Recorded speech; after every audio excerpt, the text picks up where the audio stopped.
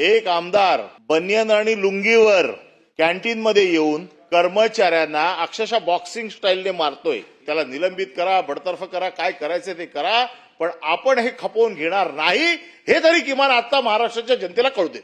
माननीय सभापती महोदय, सन्माननीय परब साहेबांनी जो विषय या ठिकाणी मांडलेला आहे, खरं म्हणजे मी देखील त्याची माहिती घेतली आणि तो व्हिडिओ मी देखील स्वतः बघितलेला आहे. आणि निश्चितच अशा प्रकारचं वर्तन हे आपल्या कोणाही करता भूषणावं नाही. याच्याने विधिमंडळाची आणि आमदार म्हणून आपली सगळ्यांचीच प्रतिष्ठा प्रतिमा कुठेतरी कमी होते.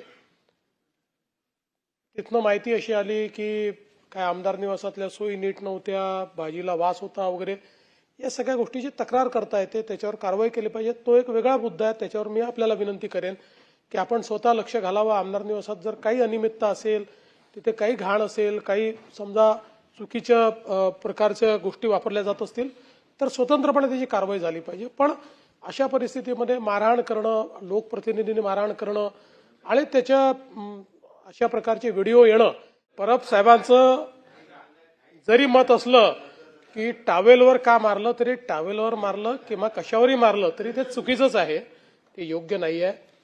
आणि यातनं सगळ्या आमदारांबद्दल लोकांमध्ये भावना चुकीची जाते. आपण कुठेतरी सत्तेचा गैरवापर करतो किंवा आपण सगळे आमदार म्हणून आपलं कंडक्ट योग्य नाही, अशा प्रकारचं लोकांमध्ये या संदर्भातली भावना जाते. आणि म्हणून निश्चितपणे मला असं वाटतं की अतिशय गंभीर बाब आहे. आपण आणि माननीय अध्यक्ष या दोघांनी याचा कॉग्निझन्स घ्यावा आणि या संदर्भात काय पुढील कारवाई करायची ते आपण करावी.